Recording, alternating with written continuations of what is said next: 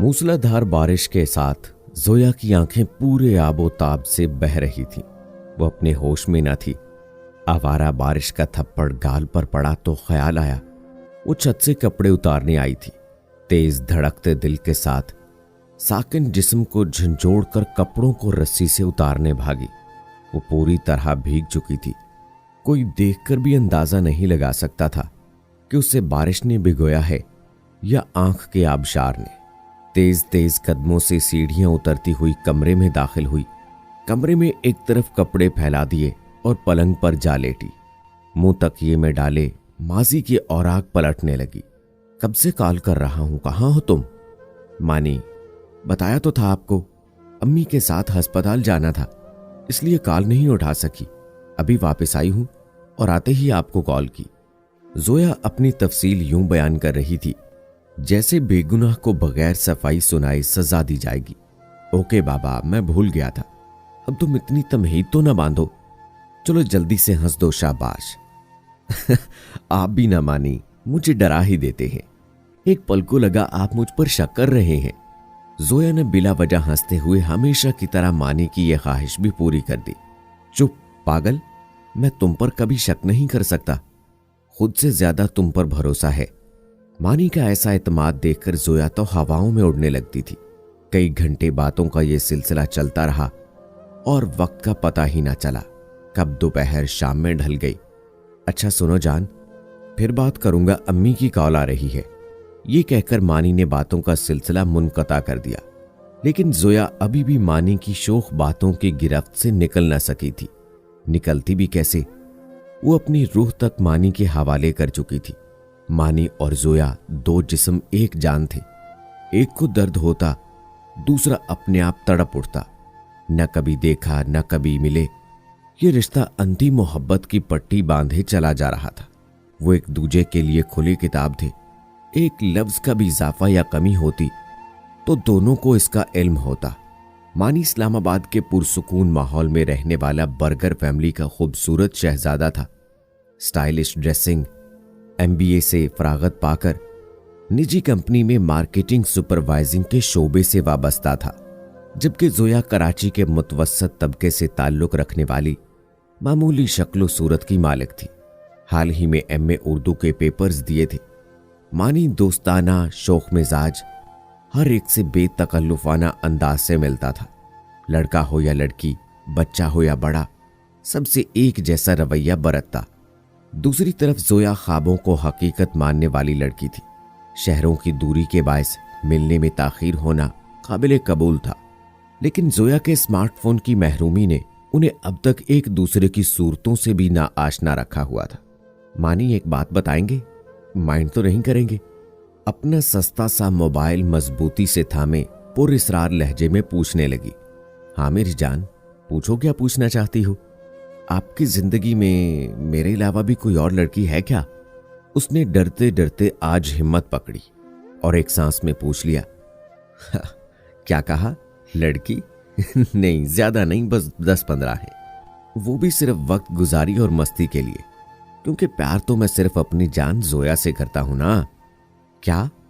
मानी, खुदा के वास्ते प्लीज सच सच बताएं। उसने तेज धड़कते दिल के साथ इल्तिजा की। पगली, ये तुम मुझसे पूछ रही हो? अपने दिल पे हाथ रख के पूछो, जवाब मिल जाएगा। मेरी जिंदगी, मेरी कुल कायनात तुम ही हो। समझी कुछ? या अभी आकर समझाऊं? तुम भी यार फुल पागल हो। मानी ने अपनी महबूबा का मूड ठीक करने की कोशिश की। और अगर मानी हम एक ना हो सके तो? आज अजीब सा खौफ उसे अंदर ही अंदर नाग बने डस रहा था। खुद अपने ही ख्वाब से डर गई थी, जिसमें मानी दूसरी लड़की की बाहों में था और जोया अकेली बंजर सहरा में खड़ी थी। उसने अपना ख्वाब मानी को बताना चाहा, लेकिन न जाने किसने उसे रोके रखा। जोया मेरी जान, आज तुम्हें हुआ क्या है? मुझे नहीं पता क्या होगा और क्या नहीं। मैं इतना जानता हूं तुम सिर्फ मेरी हो, और दोबारा ऐसी बकवास की तो मेरा मरा मुंह देखोगी। आखिर मानी की सब्र का मादा आतिश फिशां बनकर भड़क उठा। प्लीज मानी, ऐसे न बोले। अगर आपको कुछ हो गया तो मेरा क्या होगा? अभी उसने अपनी बात मुकम्मल भी न की थी, आंखों ने मोटे मोटे आंसुओं के रेले बरसा दिए। ओहो यार, अब तुम रोना बंद करो प्लीज। अच्छा मेरी जान, सॉरी, आइंदा ऐसा कुछ भी नहीं कहूंगा।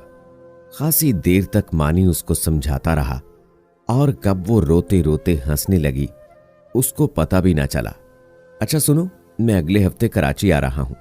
अब तुमसे मिले बिना करार नहीं पड़ता मेरी जान। सच? आप आ रहे हैं? मुझे तो यकीन ही नहीं आ रहा। हम मिलने वाले हैं?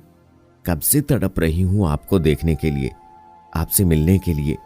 वो बिना सोचे समझे बोले जा रही थी और मानी चुप साधे उसकी सुनता रहा।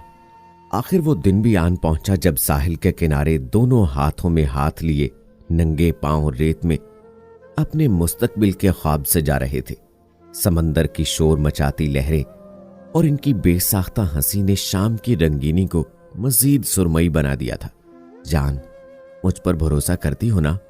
तो आज हमारे दरमियान हायल इस दूरी को मिट जाने दो। लेकिन निकाह किए बगैर कैसे मानी?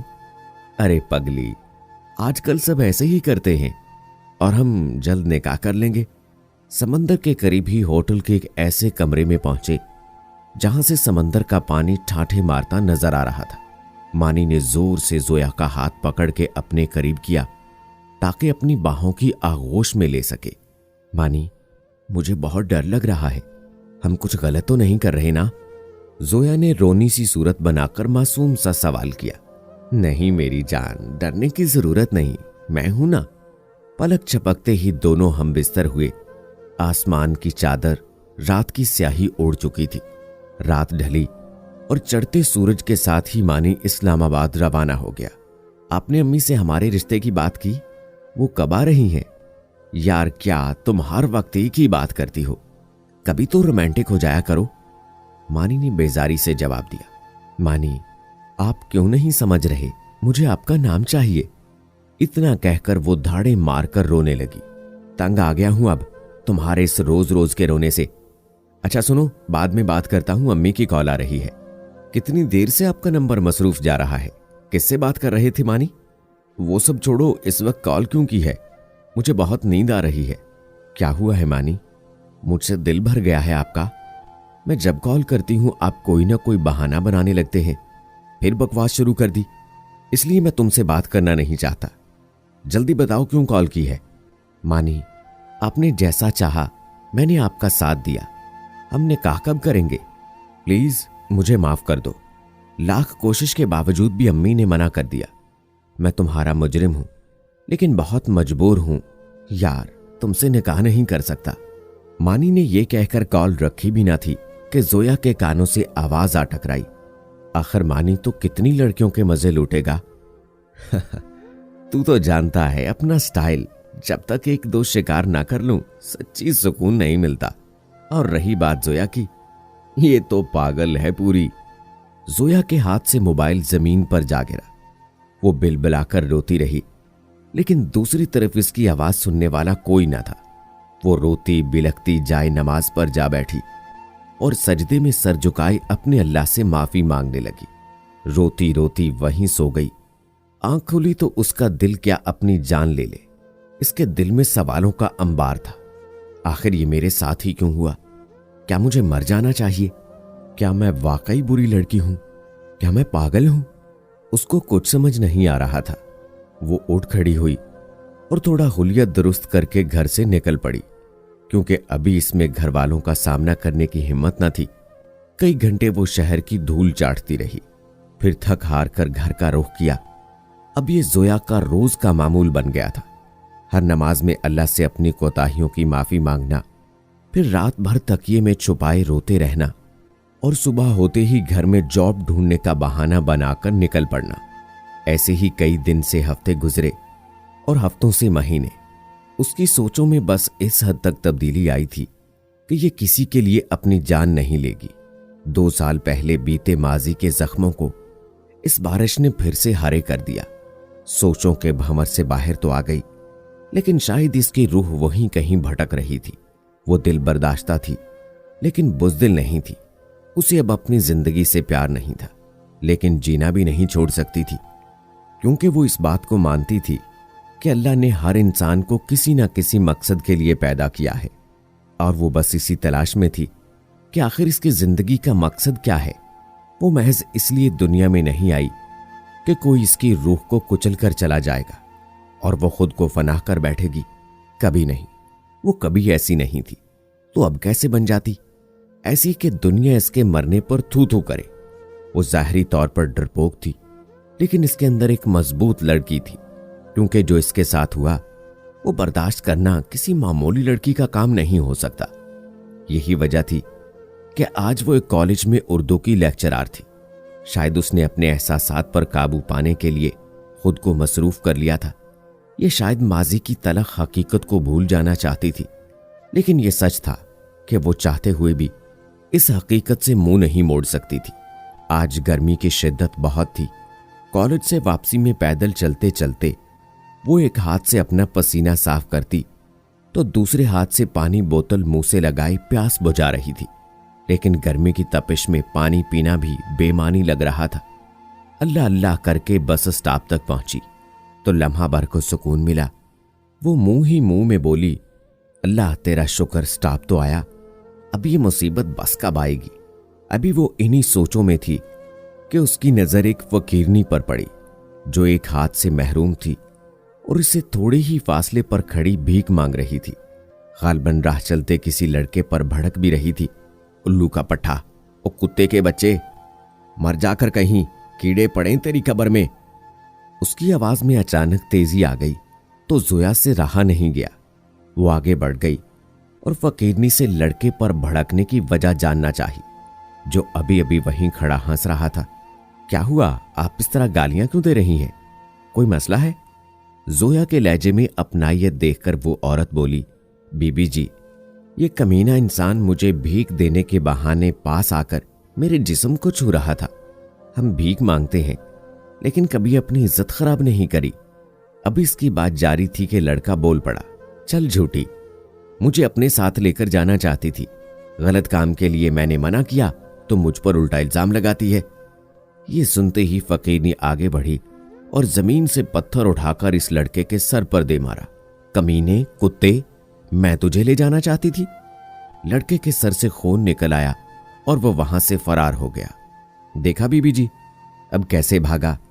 ये मर्द जात बहुत बुरी है, ये हम जैसे अपाहजों को नहीं छोड़ती। आप लोगों को तो अल्लाह ही बचाए। ये कहते हुए फकीरनी ने जोया के सर पर हाथ रखा और आगे चल दी, लेकिन जोया वहीं खड़ी रही जैसे इस पर सख्ता तारी हो गया हो। उसे यूं लगा जैसे माजी ने फिर इसके मुंह पर थप्पड़ मारा हो। इस कैफियत के साथ बस में सवार हुई और घर आ पहुंची। आज फिर मुसल्ले पर कई घंटे बैठी रही और रोती रही और दुआओं के साथ साथ अल्लाह का शुक्र अदा भी करती रही। ऐ अल्लाह, मैं तेरा जितना शुक्र अदा करूं कम है। तूने मुझे मुकम्मल पैदा किया, मेरे हाथ पांव मेरा जिस्म मुकम्मल दिया। मैं तेरी गुनाहगार हूं, मुझे बख्श दे। मैं क्यों कमजोर हूं अल्लाह। और वो एक माजूर औरत मुझसे बेहतर, मुझसे मजबूत कैसे है? वो कैसे हो सकती है मुझसे मजबूत? इसका तो वजूद भी नामुकम्मल है, फिर उसके अंदर इतनी हिम्मत कैसे दी तूने? ऐ मेरे अल्लाह, मुझ में भी वो हिम्मत दे जिसे पाकर मैं हर इस तकलीफ से निजात पा सकूं जो मुझे उस इंसान की याद दिलाती है। मैंने ऐसे इंसान से प्यार किया जो इंसान कहलाने के लायक नहीं। मुझे माफ कर दे मेरे रब, तू सब जानता है। आज मुझ में इतनी हिम्मत दे कि आज के बाद मैं फिर किसी से धोखा ना खा सकूं, मैं किसी के लिए कुछ कर सकूं। मुझे मेरे जीने का मकसद समझ आ गया है। अल्लाह, बस तू मेरी मदद फरमा, मेरे कदम मजबूत रखना, इतने के आज के बाद मैं सिर्फ दूसरों के आंसुओं को साफ करने का सबब बन सकूं। इतना मजबूत बना कि अब कोई मुझे ये ना कह सके जोया तू पागल है। मैं पागल नहीं हूं, मैं पागल नहीं हूं। वो रोती बिलखती दुआएं मांगती हुई सो गई। तालियों की गूंज से वो चौंक सी गई। उस्मान ने उसके कंधे पर हाथ रखा तो जोया ने पलटकर उनकी तरफ देखा और फिर मुस्कुराती हुई आगे बढ़ गई। आज जोया की फलाही एनजीओ की इफ्तिताह थी।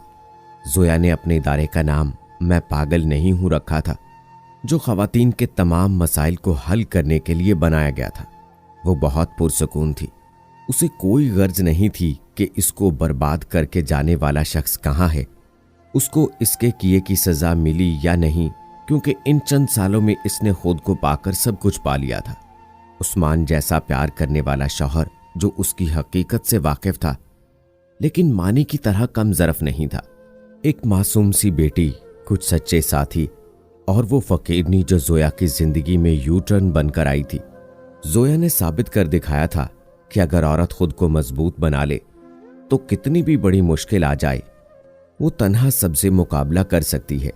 फिर कितने भी मानी जैसे इसकी जिंदगी में आ जाएं, वो उनका मुंह नोचकर अपनी मंजिल को पाना जानती है।